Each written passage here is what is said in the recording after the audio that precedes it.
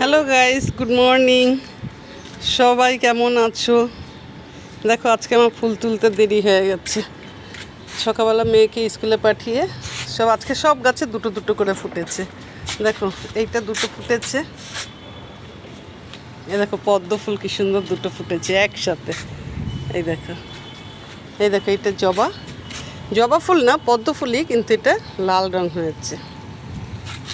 এই দেখো, এটা একটা হয়েছে। আজকে অনেক দেরি হয়ে গেছে তুলতে ফুলগুলো, জানো, অনেক দেরি হয়ে গেছে। এই দেখো, শিউলি ফুলও আজকে বেশি ফোটেনি। দেখো, সব ছোট ছোট হয়ে গেছে। এখন রোদটা খুব ছোট ছোট হয়ে গেছে। এই দেখো, বেলি ফুলও আজকে কম ফুটেছে।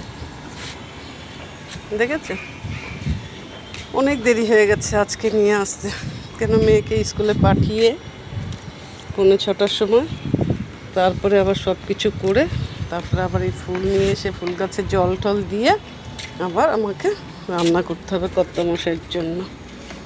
বুঝেছি, সব কাজ করতে হয়। দেখো সুন্দর না আমার গাছগুলো? এই গাছ একবার দেখে নিয়ে আমি কাজ করি, আমার মনটা পড়ে যায়।